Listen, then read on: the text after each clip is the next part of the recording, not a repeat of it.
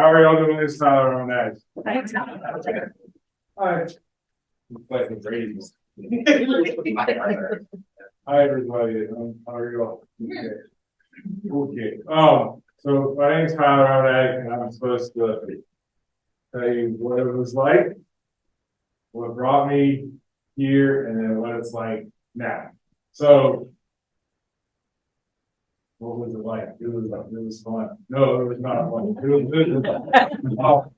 actually, I'll tell you that. You know what? I think everything's fun when you start. Like, it was fun when I got started. I will totally admit that. Like, I had a blast. But there's some point where I crossed this line. I don't know where that line was. If I knew where the line was, I wouldn't have crossed it in the first place, right? And so, I grew up in a house with two very overachieving alcoholic parents. And I love my parents. They did the best job they could with what they had. But they were drunks. It was wonderful. There was zero physical abuse, zero emotional abuse. There was a lot of lack of love, I guess is the best way to say it. My mom she's wicked smart, right? So she scored perfect on the SAT, went to college when she was 16 years old, like the overachiever of all overachievers. And then to try to grow up with that as a kid, that was not fun. And I am not stupid, but compared to my mom and my dad, I'm a little slow. No, it's okay. We moved around a lot as I was growing up because my dad's an engineer, right? And he would work at these nice places, and then he would get fired, and then he would have to go work in a different nice place because he was really good once he cleaned his shit up, right? I'm going to cuss a lot. If you have a problem with that, you can't go talk to your sponsor because you don't have a sponsor yet. But if you did have a sponsor, you could go talk to your sponsor about it. So we moved around a lot. My dad would work, he would get a job, and he would work in this place, and he would do really well for like 3 or 4 years, and then he would turn into a drunk, and he would get fired, and we would move again. And my mom was just drunk the whole time. That's what they did. They drank. And we grew up with very few rules. And when you're growing up, that sounds really great. Like I had no rule. My friends were like, hey, what's your curfew? I don't have a curfew. Okay, we just do what we want. But looking back on it, it sounds fun, and I always had fun when I was doing it as a kid. But looking back on it, there's a lot of lacking there. A lot of the things a lot of my issues come from moving around a lot. Like it's still very difficult for me to form intimate relationships because when you're a kid growing up and the longest you live in one place is 3 years, like you're gonna make friends, and then all of a sudden you're like, oh, I gotta fucking move again. I'm not gonna make any friends. And so eventually I just said, fuck it, I'm gonna stop making friends. And that's what I did. And I still have a hard time making friends. This is not something that I'm good at. So it's fun, you're drinking as a teenager. I think I started before that. But you're just drinking and having a good time, and then your parents leave you in Erie, Pennsylvania, and move to Ohio, and you get emancipated at the ripe age 17. There's a good idea. Let's give a high school senior its own apartment and see what happens. So my friends and I proceeded to it was interesting. We used to make things. Like we would make weird drug paraphernalia. We were really good at it. It was great. So my parents left, and they left me in Erie, Pennsylvania. I had a very tragic medical issue. I cut my finger off. Like I cut this one off right here. They sewed it back on, as you can tell. but I cut it off, and they they gave me a lot of painkiller. It turns out when you get something amputated, they dope you up pretty good. So they started doping me up. And I really didn't care at the time. It wasn't like I was hooked. I didn't get hooked automatically. I wasn't one of those people. I would actually trade them off for beers because I was like, I can get these things really cheap, and then I could trade it for beer that actually cost money, which I didn't have much money because I was a 17-year-old living in an apartment by myself. So, like I would actually trade those things away for the longest time. And I ended up in college here in the Southeast. This is a wonderful place to live. Yay! At a small school called Presbyterian College in Clinton, South Carolina. Yeah. You blue hose? Are you really blue? Not blue hose. Okay, I was going to say as a small fucking world, right? But I ended up going to school there, and I enjoyed it. I had a good time. I made good grades. Like I didn't have to pay to go to school. So obviously, I'm fairly certain I was already an addict. But like I was doing pretty well. But again, what's well? Like what could I have been doing if I wasn't, popping a bunch of pills and drinking a bunch of beer, smoking a bunch of weed, and eating a bunch of acid, right? So I got through the college time, and I got out. I got one degree in organic chemistry, and then I got a minor in mathematics. And I decided I was going to go. I spent a lot of time, and I still do this. This is something I do. I still do this. Like I spent a lot of time at school volunteering. There was an orphanage right across the street called Thornwell, and it's the most wonderful place in the world for the most kids in the world. I felt really bad for them. I did a lot of volunteer work there. Like I had little brothers there all the time. I would go hang out with them. And I said, I don't want to be a chemist. I want to be a teacher. So I went across the street to this orphanage and I taught. And that's when, actually, that's not really when it got that bad either. I was still a decent human being at the time, as far as decent as I could have been. So I was teaching and coaching football and coaching baseball. It was a lot of fun, and I enjoyed working with those kids. But I saw there's some really fucked up shit when you're dealing with orphans all the time. Like stuff that I still think about today, like kids coming in covered in cigarette burning and shit like that. Then their parents would show up, and it was just like, what the fuck? It was weird, but it was what I was used to. I got used to it, and I really enjoyed working there. And then they closed the orphanage down, and that's when all hell broke loose. Like I can honestly tell you, like I had so much of my identity tied up in helping these kids and working at this orphanage. I volunteered there for 4 years in college, and I worked there for a decade after that, and then it was gone.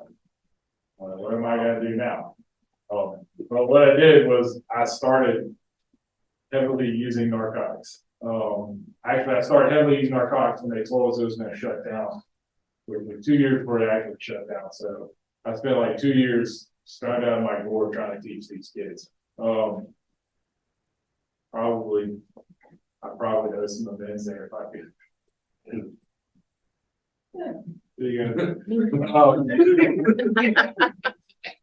So after that place closed down, like I was severely off the deep end. I remember like there's a weird story. I don't want to tell too many weird stories like this. But like I was coaching baseball, the head baseball coach, and we were going to play in the upper state championships in South Carolina. So we were like one of the last 4 teams then. And before we left, I had like 2 hours before the bus left. So I went and I broke into a bunch of people's houses and stole a bunch of shit. I mean, 2 hours before the game started. And I was stoned out of my gourd trying to coach baseball. And like TV cameras everywhere. So, I should have been right then. I needed help. However, like any good addict, I wasn't quite at the bottom yet, right? So that place closed, and I went and worked at a public school, and that did not go well. They had rules and shit, and I had to follow it. I still don't do well with rules. I'm not good at it. Actually, I used to get in trouble here. I'll tell you all that. I worked there. If you work in a public school, you get 2 years on probation. And then after that, they have to decide to hire you and keep you forever. You get your tenure, or they say, we don't want you. They didn't want me. So they're like, please, Mr. Garden, don't come back. Okay. And I went and got a job as a chemist, which sounds really nice.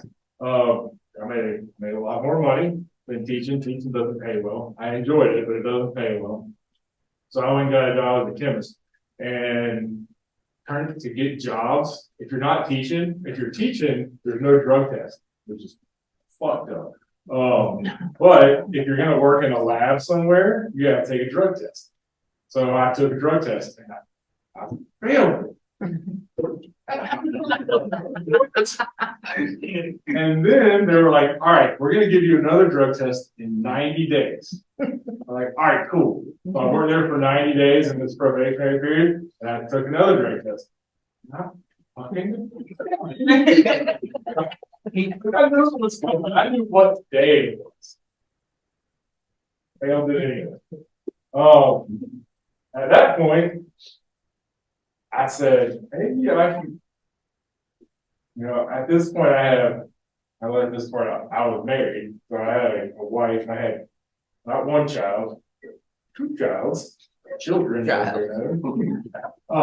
had 2 kids who were still awesome, and I had an ex-wife who is not so bad. Turns out I was the asshole.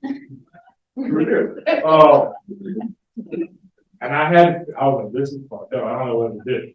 And it turned out I needed to get help. So at that point, I told my ex-wife and my parents and her parents, were like, I need some help.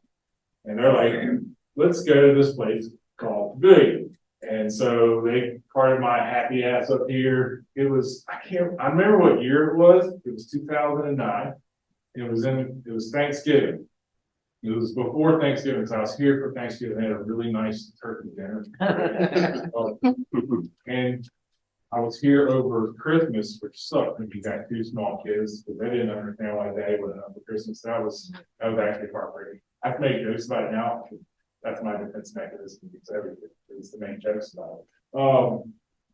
And then I was here, and I didn't beg to stay. My checkout date just happened to be in the beginning of January. I think it was January 3rd. So I got to stay here over New Year's, which was actually probably pretty good anyways. But I got out at the beginning of January, and Pavillon was great. This place was great. It did a lot of good help. I got, it's really easy to stay clean when you're in Pavillon because there's no drugs here. I learned a lot here.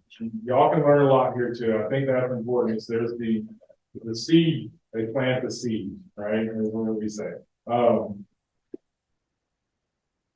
They plant the seed. But again, I had problems with rules, so I kind of did whatever I wanted, which is not a good idea. And I didn't do anything bad. It wasn't like I was out sneaking off with girls or anything like that, or stealing stuff. Like I didn't sleep much because the drugs that I chose to do before I got here made me sleep. And by the time I got here, I didn't know how to sleep, right? My body had said, fuck you, dude. I don't know. You don't know how to do this by yourself. So for like the first 3 weeks, man, I was just awake. And I would go outside, I would walk around. I would walk the trail out there at like 4 in the morning because I couldn't sleep. I had this big old overcoat, my little pea coat. I'd put it on and I would be like, fuck y'all. I'm gonna go walk. And I would go do that. Finally, they called me in the office. They're like, "Hey, man, can't do that." You know what I did the next day? Did you anyway? Again, I like this place. I enjoy coming back here, and I enjoy speaking. You know, I really do. It's nice. You know, they do a lot of good work. You know, I have a good opportunity being here to learn some stuff that's helpful. The trick is when I got out of here, I chose not to apply the stuff I learned. I got out of here in January of 2010. My clean date is Labor Day of 2010. I don't know what day that is, but it was Labor Day. I remember like the last time I took my kids' ADD meds. That was the last time I got to drive home from Folly Beach. And so I spent 9 months of going to meetings. Like I got out of here and I did some of the stuff they told me to. I went to meetings. I didn't get a sponsor. I didn't start calling people, and I kept getting high. I got out of here and like I had stuff stashed all over my house. Like so, this is my one piece of advice. I would try not to give advice because this is my experience. I had shit stashed all over my house. I was like, I'm gonna get out of here. And I went over all my stuff when I got home, and I did. Yeah. Okay. So then, so that's what got me here. And then the day I got clean, I was miserable. You know, I stolen from my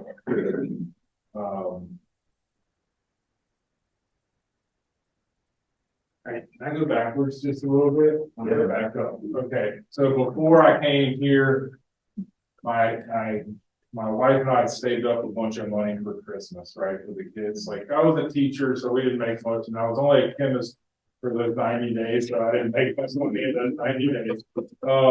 We had saved up money to buy my kids a bunch of shit for Christmas, that's what you're supposed to do when you're a decent parent. Well, I took all that money and I spent it on those. Wow. Yeah, thanks. Not my, that's looking back, that's the worst thing. Other than like stealing time from my kids, that's the worst thing I did a lot, and I did a lot of bad shit. I think we all did. That's the worst. That was bad. And I won't make a joke about that one. I'm just not happy about that. It makes me very sad to think of that. Thanks. Now I'm sad. All right. So I got out of here. Oh, and then I'm from a very small town. Anybody's ever been around Clinton? There's not much there. It's a population of like, I think 10 grand. And when the school's in, there's a population of like 20 grand. We're a pretty small town, but there's not much. There's not many meetings. So I'm a drug addict, right? But I would have been a really good alcoholic. I would have been stellar at that too. I quit drinking because every time I would drink and try to do my drugs of choice, I would throw up everywhere and I would just waste my drugs. This fucking sucks. So I quit drinking. So when I got here, I was like, I don't have an alcohol problem. It turns out I got all kinds of fucking problems. So I went to AA meetings because they met every day. They met every day at 10 o'clock. And I was unemployable. And I needed something to fucking do. Like I really didn't. That was the hardest part when I got clean. What do I do now? What am I supposed to do all the time with 24 hours in a day? When before I got clean, what I was gonna do with those 24 hours, I wasn't even fucking wasted. That was what I did. That's all I was good at. That's not true. See, you beat yourself up here for that. I was good at other stuff, but I was really good at getting high, so that was never fun. And I didn't know what to do, so they had a meeting every day at 10 o'clock in the morning, 6 days a week. It's the deep south, so not on Sundays. You can't do that on Sundays. Okay, in church. You can go to church if you want to. I go to church. It's not a bad place to go, but I don't think I can stay clean in church. I can stay clean in AA meeting. I can stay clean in AA, but not in church, not by itself. Not for me. So I went to this meeting after I got home from the beach, and I had taken stole my kids ADB meds, and I was done. Like, I was so tired. I was tired of the cycle of in the NA books, it's the ways and means to get more, right? And that was what it was, just the ways and means to get more. Like, I wasn't even getting high anymore. Just, this is what I have to do every day to survive. And I was tired and I was done. And I went to an AA meeting and I cried like a little baby and I asked for help. And that was the turning point in my entire existence. Sounds bad. So it really was like, that's what made my life change. Was I was tired and I asked for help. I was reading the little thing on codependency in the back, and it turns out that I like all decent addicts, I have trouble asking for help. The other day at church, the church asked where we meet, they asked us to carry some bookshelves up the stairs. And I was like, I don't know if any of these people can do that. So I figured I was going to carry them off the stairs by myself. So I carried a bookshelf up the stairs by myself. That's not good.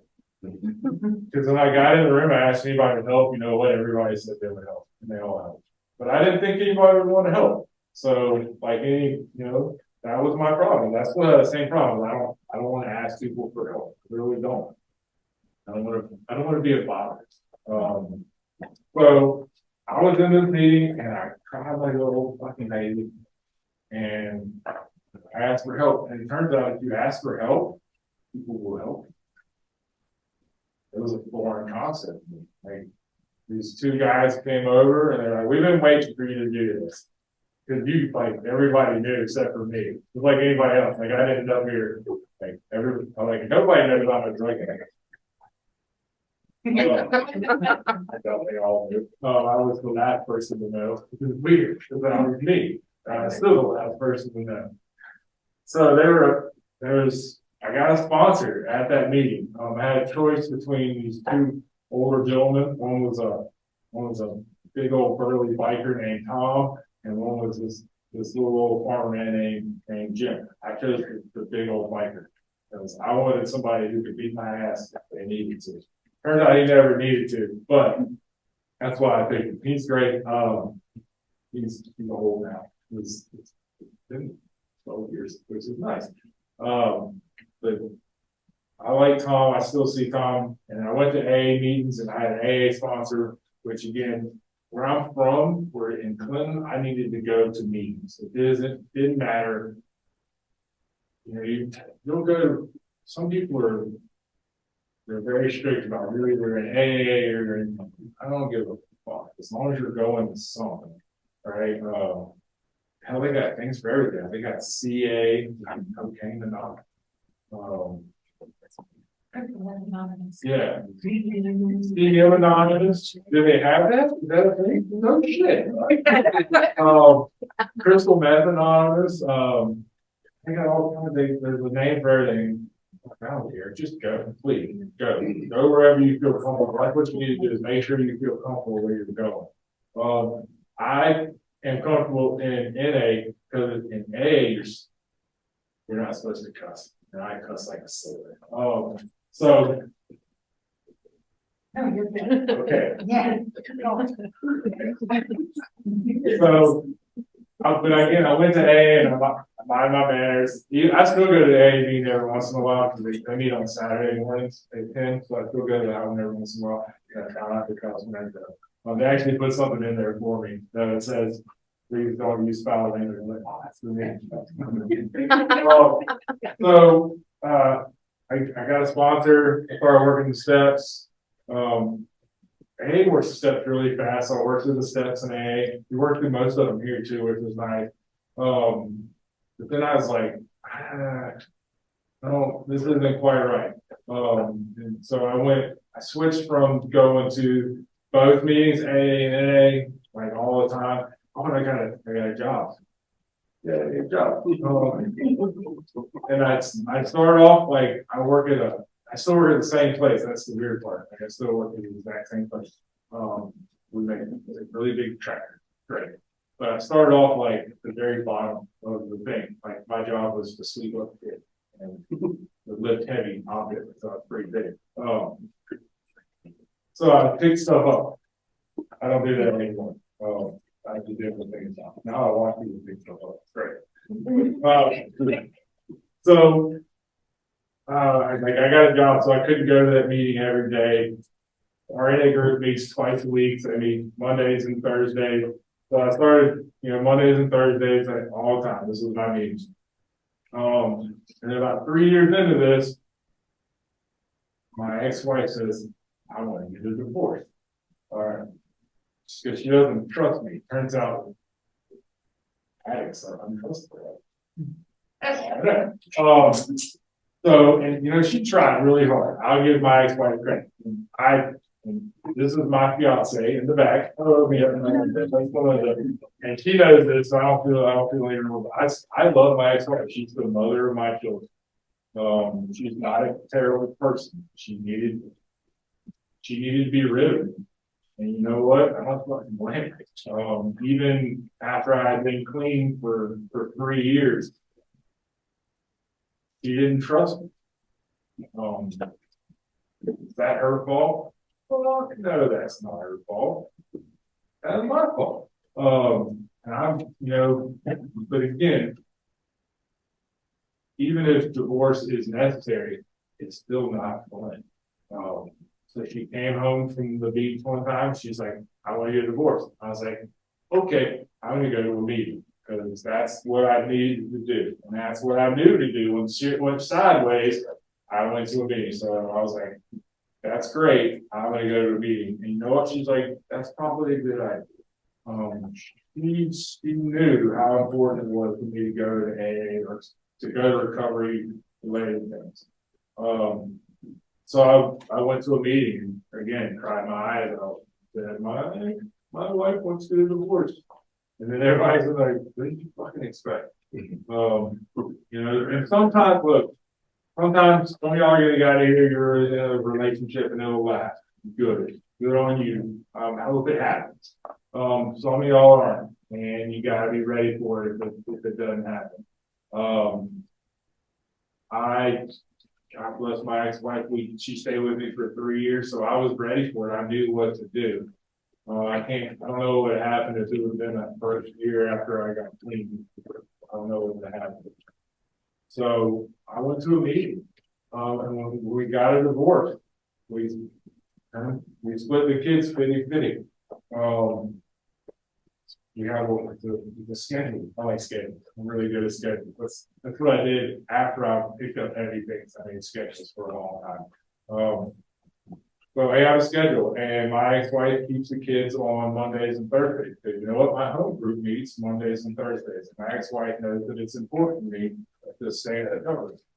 And some of that's probably self-serving because she gets child support checks, but that's okay. She deserves them. So getting clean doesn't mean everything's great. That's what I want to make y'all. Shit still happens. You get a divorce. You break up with a boyfriend or girlfriend or whatever they're called these days. I'm not sure anymore. Sorry, see, I'm an asshole. You get cold. I have medullary sponge kidney disease, which is great. It means that at any given time I have like hundreds of kidney stones. Fun. I didn't know that until after I been clean for like 2 years. And I remember first time, like I was still married.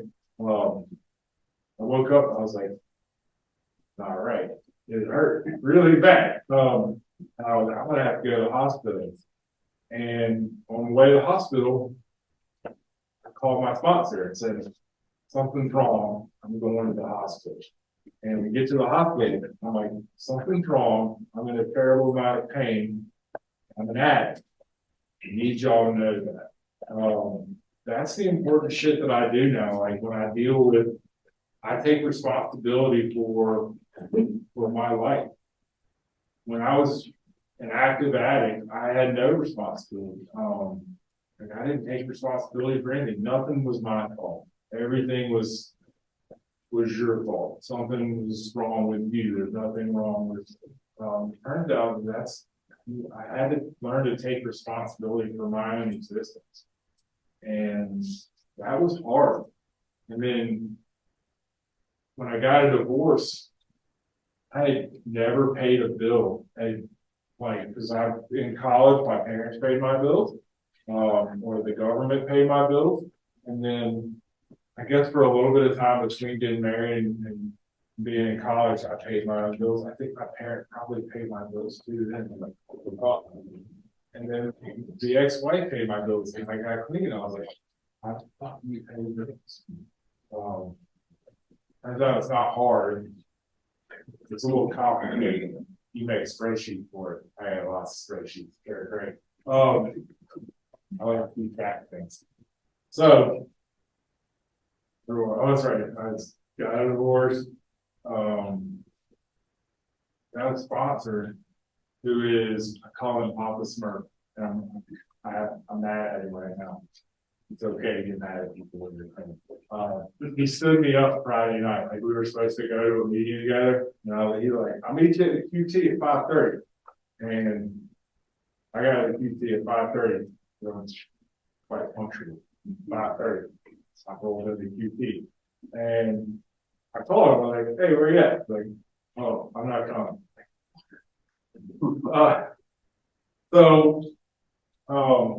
It's okay. I get mad. I'm trying to deal with that right now. Like I haven't talked to him yet. I need to talk to him. But I've been busy this weekend because it's Father's Day. And my kids we went out to dinner last night and they went to church with us this morning. It's nice. A lot of the time that I spend now in recovery is volunteering. I actually enjoy that because the best way for me to get out of myself is to give back. So I really like coming up there. I really do. When they shut this place down for the COVID, it was like personal. It was hard on me that they shut this place down. Like it was fucking hard on y'all. I didn't care about y'all, I only cared about me, so I'm feeling very bad. It was hard though, because like every place that I volunteered, like I do a lot of work. My kids they're in scouts, so I do a lot of work with the scouts. Shut that shit down. I'm really glad they're doing this again. It's great for me. And I can tell you that if I would have gotten what I wanted when I was here in the Pavillon, what I wanted when I got out of the Pavillon, I wanted my life to go back to normal, the same way it was, but without the drugs. That's what I wanted to happen. And if I would have gotten that, I would have sold myself short. Like tremendously short. I have a life now that is it's beyond recognition of what I would have asked. I have a wonderful relationship with my two children, a wonderful relationship you can have with two teenagers. You should meet them. One kid's he's going to be a senior in high school this year. He just got back from Boise State. He was the sheriff of some county. I don't know what that means, but it was important to him. It was great because he's awesome. And he smells really bad though. Ask her. She'll know you're not. He smells fucking bad. And then I got another kid at Clemson who's getting. He's got a free ride to Clemson. Like he pays no money to go to school. He's wicked smart, which is scary because he's never wrong. And I've seen that. I've seen this movie before. Hopefully it doesn't turn out like his 4-year-old dad, right? So I have a great relationship with them. I have a decent relationship with my ex-wife. Like I really do. We co-parent quite well together. It's nice. I have a wonderful relationship with my fiance or betrothed, as I like to say. I think that's great. So we're gonna get married in April. I'm really looking forward to it. It's a new thing, and actually, I'll be honest. And she's sitting here, so she knows. I put off getting married. I didn't want to get married because I was scared of it. I was scared of one of those relationships. Because I moved around so much when I was growing up. B, because I got divorced and divorce sucks. Like I don't want to fucking do that again. So I'm just never gonna get married again. Turned out that's living in fear is a terrible way to live. It really is. When you walk in here as an addict, your fear is you're gonna run out, and somebody's gonna figure it out. Let me tell you, if you're sitting here, you probably figured it out a long fucking time ago. Even if this is your first rodeo, as they said. But living in fear is terrible. It really doesn't beat. It's the same way as living as an addict. It's just living in fear of what's going to come next. And it's not to say that scary shit doesn't happen. Marriage scares the shit out of you. It really does. I don't know why, because I wanted to spend the rest of my life with her. I just didn't want to get married. I didn't want to do that. What's the difference? So I'm really excited. Sometimes I'm more excited than others because sometimes I get like I was pissed off my father because he abandoned me. So I'm like, now this is my fiance gonna abandon me, so I should just not get married again. Let's just not get married. And you don't have to fall into those traps that you used to fall into where everything has to be scary. I was told I was supposed to stop about now. If you're not done, you can keep going. I don't know. I don't want to cut you off. I can talk about myself for days. I cannot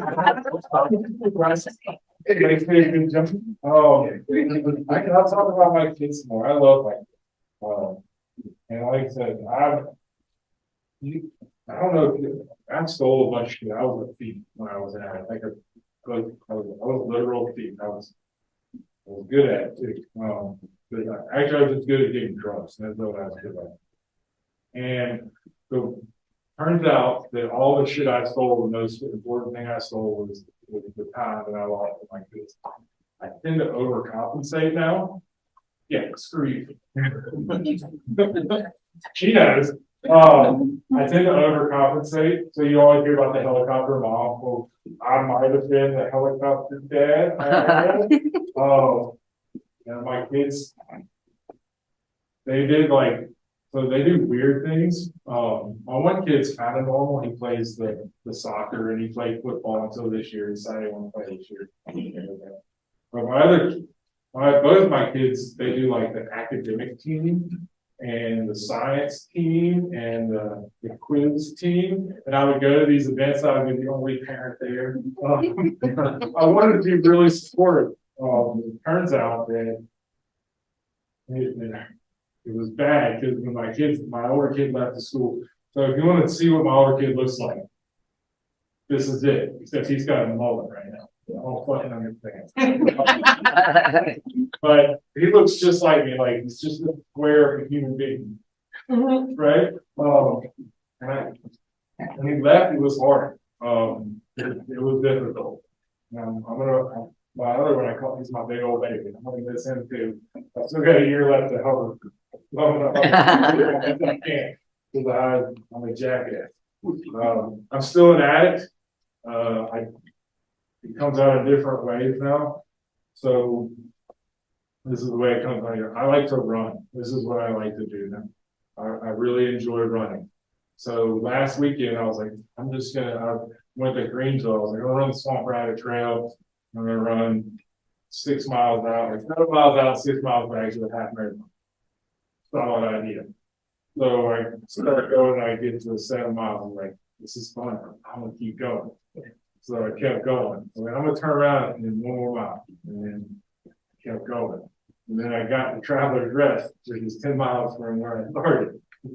And I turned around and ran back, which sounded like it was great when it was happening. And I'm glad that Melinda was out of town because I couldn't move the next day.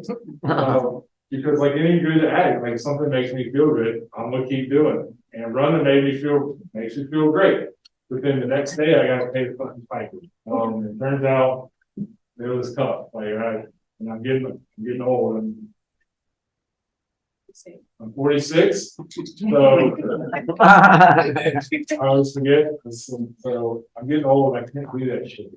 Not like I used to. So I'm glad to be here. I really appreciate y'all having me. I really do. This makes me feel so happy to be up here to see y'all. I hope y'all got something out of this.